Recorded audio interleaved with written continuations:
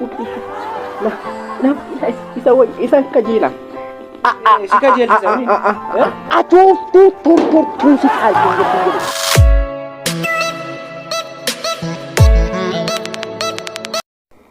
Ay mukee. Amma garuu si wayyamni xinnoo fuulli kee waan ife wayne itti fakkaataara. Maaliif jettee? Fooyyeen qabu. Eetta torba sadii.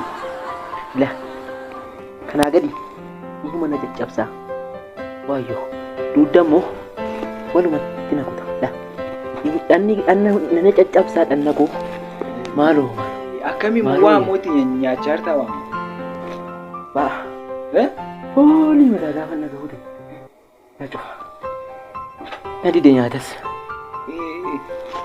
Waan akka damma wayime damma fa'aa kunitu argame akkamiin. Mogolee hunja beessee dhuni ammanni. Isaam. Keessi koolaa sana jedha. Isan kajeela. Isan kajeela. Waan akka foowwaa dhiifaa. Qurxii fa'aa kan. Qurxii. Isan kajeela. Si kajeelchisa wani. Maaloo nan kajeela. Abjuudhaanu nan arga. Amma mee wanti guddaa fayyoo keedha malee. Dhugaa itti. Inni si kajeelchisu. Reewu sirraa gala. Si kajeelchisee sirraa gala. Jetteere. Waayyoo.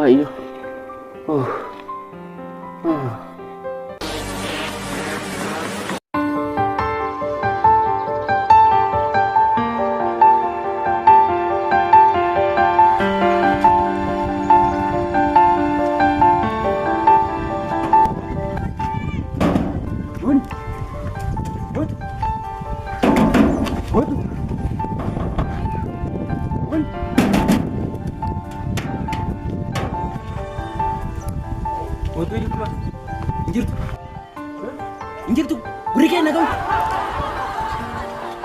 Mee ishee guddis badiin kun hin jedhama. Ishee akkasiidha isheenii ulfeessitee baddu kan baala geen fayya. Maala saata. Jedhi mee ishee majettee kaa dura deebime mee dubbadhusti. Rasii deebi'u? Tuu si kaalchuu. Safara kana gadi deebiin akka keetiin jiru. Baala geen wayi. Saree harree. Akkasitti. Kana morma ishee irraa cagaanii. Boogee safara kanatti uumuun kun maal sila nama taate kun hin guddattaa sin guddisiin qoy inni uftaa qoy.